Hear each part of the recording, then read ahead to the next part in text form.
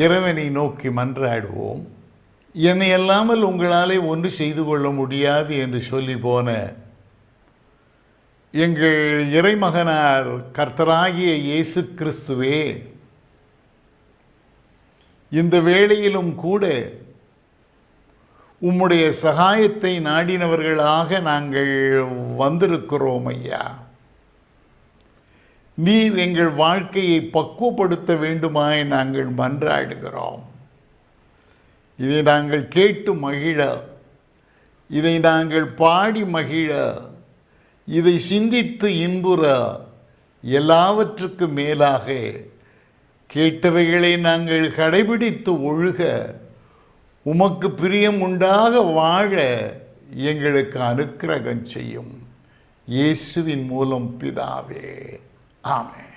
அவன் மரித்து இன்றும் பேசுகிறான் என்ற வசனத்தின்படி ரெவரண்ட் எசேக்கியல் ஜார்ஜ் அவர்களின் கருத்துமிக்க பாடலுக்கு எமது சிறுமியர் ஆடி பாடுவதை பார்த்து மகிழ்வோமா?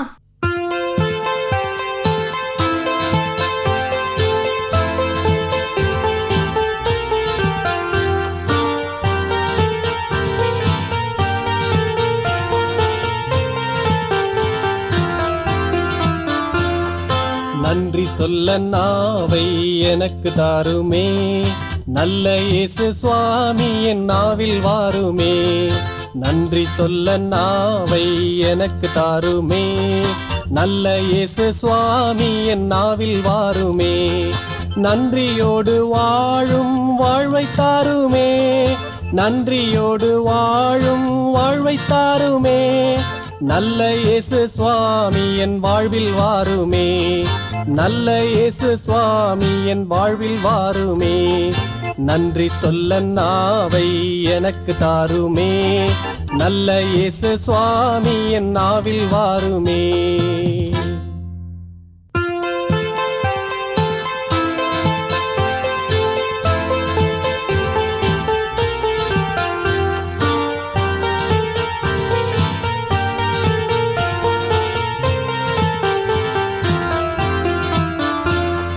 நன்றி சொல்ல நாவை எனக்கு தாருமே, நல்ல இயேசு சுவாமி என் நாவில் வாருமே. நன்றி சொல்ல நாவை எனக்கு தாருமே, நல்ல இயேசு சுவாமி என் நாவில் வாருமே. நன்றியோடு வாழும் வாழ்வை தாருமே, நன்றியோடு வாழும் வாழ்வை தாருமே. நல்ல இயேசு சுவாமி என் வாழ்வில் வாருமே, நல்ல இயேசு சுவாமி என் வாழ்வில் வாருமே. நன்றி சொல்ல நாவை எனக்கு தாருமே, நல்ல இயேசு சுவாமி என் நாவில் வாருமே. கிறிஸ்துவுக்குள் அருமையானவர்களே, இந்த இன்னிசையில் நற்செய்தி என்ற நிகழ்ச்சி மூலமாக உங்களோடு தொடர்பு கொள்வதில் நான் தேவனுக்கு நன்றி சொல்லுகின்றேன்.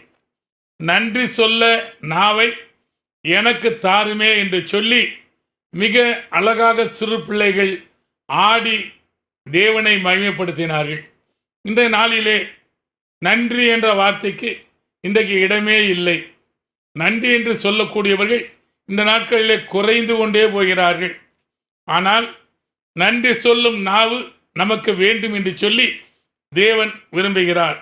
சங்கீதம் 9ஆம் அதிகாரம் 1ஆம் வசனத்திலே அழகாக சங்கீதக்காரன் சொல்லுகின்றார், கர்த்தாவே என் முழு இதயத்தோடு உம்மை துதிப்பேன், உம்முடைய அதிசயங்களை எல்லாம் விவரிப்பேன் என்று சொல்லுகின்றார். ஆண்டவர் செய்த அதிசயங்கள், ஒவ்வொரு நாளும் உங்களுக்கும் எனக்கும் செய்த அதிசயங்களை நாம் மற்றவரிடம் சொல்ல வேண்டும் என்று சொல்லி மிக அழகாக சங்கீதக்காரன் சொல்கின்றார். அதையே சங்கீதம் 35ஆம் அதிகாரம் 28ஆம் வசனத்திலே மிக அழகாக சங்கீதக்காரன் சொல்லுகின்றார், என் நாவு உமது நீதியையும் நாள் முழுவதும் உமது துதியை சொல்லிக் கொண்டிருக்கும் என்று சொல்லுகின்றார். ஒரு நாள் முழுவதும் தேவனுக்கு துதி செலுத்த வேண்டியது நம்மேல் விழுந்த கடமையாய் இருக்கின்றது. சோத்திர பலி இடுகிறவன் என்னை மகிமைப்படுத்துகிறான் என்று சொன்ன வேத வசனத்தின்படி ஏன் ஆண்டவருக்கு சோத்திரம் சொல்லிக்கொண்டே இருந்தோம் என்று சொன்னால் நம்முடைய வாழ்க்கையிலே மிகுந்த ஆசீர்வாதம் காணப்படும். சங்கீதம் 63ஆம் சங்கீதம் 4ஆம் வசனத்திலே சங்கீதக்காரன் மிக அழகாக சொல்லுகின்றார், என் ஜீவனுள்ள மட்டும் நான் நாமத்தை உம்மை துதித்து உமது நாமத்தை சொல்லி கையெடுப்பேன் என்று சொல்லுகின்றார். ஜீவனுள்ள மட்டும் கடைசி வரை நான் ஆண்டவரை துதித்து கொண்டே இருப்பேன் என்று சொல்லி சங்கீதக்காரன் மிக அழகாக சொல்லுகின்றார். சங்கீதம் 71 சங்கீதம் 6 வசனத்திலே, நான் கற்பத்தில் உட்பவித்தது முதல் உம்மால் ஆதரிக்கப்பட்டேன், என் தாயின் வயிற்றிலிருந்து என்னை எடுத்தவர் நீரே, உம்மையே நான் எப்போதும் துதிப்பேன் என்று சொல்கின்றார். என்னுடைய தாயின் வயிற்றிலிருந்து எடுத்தவர் நீரே என்று சொல்லி சங்கீதக்காரன் சொல்லுகின்றார். இன்றைக்கு நாம் என்ன சொல்லுவோம்? டாக்டர் எடுத்தார், தாதிமார்கள் நர்ஸுகள் எடுத்தார் என்று தான் சொல்லுவோம். சங்கீதக்காரன் மிக அழகாக சொல்லுகின்றார், ஆண்டவராகிய இயேசு என்னுடைய தாயின் கற்பத்திலேயே என்னை எடுத்தார் என்று சொல்லுகின்றார். அதையே சங்கீதம் 96 சங்கீதம் 9 வசனத்திலே, பரிசுத்த அலங்காரத்துடனே கர்த்தரை தொழுது கொள்ளுங்கள், பூலோகத்தாரே யாவரும் அவருக்கு முன்பாக நடுங்குங்கள் என்று சொல்லுகின்றார். ஆண்டவருக்கு முன்பாக ஒரு பாவத்தை செய்யும் பொழுது நமக்கு நடுக்கம் வேண்டும் என்று சொல்லி சங்கீதக்காரன் சொல்கின்றார். இன்றைய நாட்களிலே நாம் எப்படி இருக்கின்றோம்? துணிகரமாக பாவங்களை செய்கின்றோமா, அல்லது ஆண்டவர் பார்த்து கொண்டே இருக்கிறார் என்று சொல்லி நாம் பயப்படுகிறோமா? அதே போல சங்கீதம் 150 சங்கீதம் 6 வசனத்திலே, சுவாசமுள்ள யாவும் கர்த்தரை துதிப்பதாக என்று சொல்லுகின்றார்.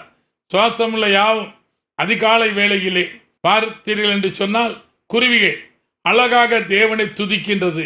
நாம் துதிக்கின்றோமா? அதையே ஏசாயா மிக அழகாக சொல்லுகின்றார்.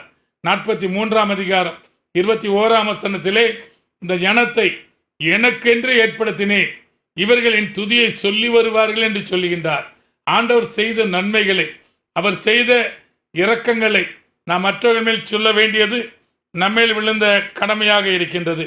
அதையே சற்று வித்தியாசமாக 1 பேதுரு 2 அதிகாரம் 9 வசனத்திலே பேதுரு அழகாக சொல்லுகின்றார், நீங்கள் உங்களை அந்தகாரத்தினின்று தம்முடைய ஆச்சரியமான ஒளியிடத்திற்கு வரவழைத்தவருடைய புண்ணியங்களை அறிவிக்க தெரிந்து கொள்ளப்பட்ட சந்ததியாயும் ராஜரிகமான ஆசாரிய கூட்டமாயும் பரிசுத்த ஜாதியாயும் சொந்த ஜனங்களாயும் இருக்கிறீர்கள் என்று சொல்லுகின்றார். இந்த நாட்களிலே எத்தனையோ ஜாதிகள் உண்டு, ஆனால் வேதத்தின்படி அசுத்த ஜாதி பரிசுத்த ஜாதி மட்டுமே உண்டு. அதையே 2 தீமோத்தேயு 3 அதிகாரம் முதல் 5 வசனங்களிலே பவுல் 2000 ஆண்டுகளுக்கு முன்பதாக சொல்லுகின்றார். மேலும் கடைசி நாட்களில் கொடிய காலங்கள் வரும் என்று அறிவாயாக என்று சொல்லி ஒரு எச்சரிப்பின் செய்தியை சொல்லுகின்றார். கடைசி நாட்களில் பணப்பிரியராயும் வீம்புக்காரராயும் இணங்காதவர்களாயும் தற்பிரியராயும் பணப்பிரியராயும் நல்லோரை பயக்கிறவர்களாயும் தாய் தகப்பன்மாருக்கு கீழ்ப்படியார்களாய் என்று சொல்லி 18 காரியங்களை பவுல் பட்டியல் போடுகின்றார். அதை பார்க்கும் பொழுது கடைசி காலத்தில் நாம் வாழ்ந்து கொண்டிருக்கின்ற என்பதை நாம் அறிந்து கொள்ள வேண்டும். ஆண்டவராகிய இயேசு நன்றி சொல்ல வேண்டும் என்று சொல்லி விரும்புகின்றார். அவருடைய காலத்திலே நடந்த ஒரு சம்பவம் லூக்கா 17 அதிகாரம் 12 முதல் 17 வரை நாம் பார்த்தோம் என்று சொன்னால் 13 வசனத்திலே 10 பேர் வந்து ஏசையரே எங்களுக்கு இறங்கும் என்று சொல்லி சத்தமிட்டார்கள். அவர்களுக்கும் ஒரு விசுவாசம் வந்தது. ஆண்டவராகிய இயேசுவிடம் வரும் பொழுது ஆண்டவர் நமக்கு சுகத்தை கொடுப்பார் என்று சொல்லி விசுவாசத்தோடு வந்தார்கள். இந்த நாட்களிலே குஷ்டரோகம் உள்ள மக்கள் கண்டு நாம் ஒதுங்குகின்றோம். ஆனால் அவர்களுக்கு இருந்த விசுவாசம் உங்களுடைய வாழ்க்கையில் உங்களுக்கு உண்டா? உங்களை ஆராய்ந்து பாருங்கள். அதற்கு அடுத்த லூக்கா 17:14 போகும்போதே சுகத்தை பெற்று ஆண்டவராகிய இயேசு சொல்ல ஆசாரியிடம் போய் உங்களை காண்பியுங்கள் என்று சொல்லுகின்றார். இவர்கள் ஆசாரியிடம் போகும் பொழுதே சுத்தமானார்கள் என்று சொல்லி வாசிக்கின்றோம். அதையே மத்தேயு 6 அதிகாரம் 4 வசனத்திலே உங்களுடைய ஜெபத்திற்கு அந்தரங்கத்தில் பார்க்கிற உன் பிதாதாமே உனக்கு வெளியரங்கமாய் பதிலளிப்பான் என்று சொன்ன வேத வசனத்தின்படி அவளுடைய உள்ளத்தை ஆண்டவராய் இயேசு பார்க்கின்றார். உள்ளத்தில் விசுவாசம் 100% இருந்ததன் காரணமாக சுகப்படுத்துவார் ஆண்டவரிடம் போனார் என்று சொல்லி நம்பிக்கையோடு கூட வந்தார்கள். அதையே லேவியராகமம் 14 அதிகாரம் 2 வசனத்திலே குஷ்டரோகி சுத்திகரிப்பின் நாளில் ஆசாரியனிடத்தில் கொண்டு வர வேண்டும் என்று சொல்லி அன்றைய நாட்களில் ஒரு சட்டம் உண்டு. அதைத்தான் ஆண்டவராகிய இயேசு நீ ஆசாரியனிடத்தில் போய் உன்னை காட்டு என்று சொல்கின்றார். அதையே லூக்கா 17ஆம் அதிகாரம் 15ஆம் வசனத்திலே 10 ஒருவன் திரும்ப வந்து உரத்த சத்தத்தோட அவருடைய பாதத்திலே விழுந்து நன்றி சொன்னான் என்று சொல்லி வாசிக்கின்றோம். அதையே இயேசுவானவர் கேட்கின்றார். லூக்கா 17ஆம் அதிகாரம் 17ஆம் வசனத்திலே இயேசு சுத்தமானவர்கள் 10 பேர் அல்லவா, மீதி 9 பேர் எங்கே என்று சொல்லி கேட்கின்றார். இந்த நாட்களிலே கொரோனா காலத்திலே நாம் வாழ்ந்து கொண்டிருக்கின்றோம். நமக்கு தெரிந்தவர்கள், உற்றார்கள், உறவினர்கள் நம்மை விட்டு கடந்து சென்றாலும் உங்களையும் என்னையும் தேவன் உயிரோடு வைத்திருக்கிறார் என்று சொன்னால் ஒரு நோக்கத்தோடு வைத்திருக்கின்றார். அந்த நோக்கத்தை நாம் நிறைவேற்ற வேண்டும் என்று சொல்லி தேவன் விரும்புகிறார். நீடிய பொறுமையாக இருந்த யோபு வாழ்க்கை வரலாறு, மாமியாரோடு ஒட்டி கொண்ட ரூத் வாழ்க்கை வரலாறு, பாதை தவறிப்போன யோனா வாழ்க்கை வரலாறு, பரபாஸ் வாழ்க்கை வரலாறு, மிஷனரி ராக்லண்ட் அவளுடைய வாழ்க்கை வரலாறு ஆகியவற்றை ஒளி காட்சியாக 25 பேரை கொண்டு ஊழியத்தை செய்து வருகின்றோம். குறைந்த செலவிலே நீங்கள் விரும்பினால் உங்கள் பகுதிக்கு வந்து நாங்கள் ஆண்டோடைய நாமத்தை உயர்த்த காத்திருக்கின்றோம். இந்த நிகழ்ச்சியை பார்த்த உங்களுக்கு எங்களுடைய அன்பின் வாழ்த்துக்கள்.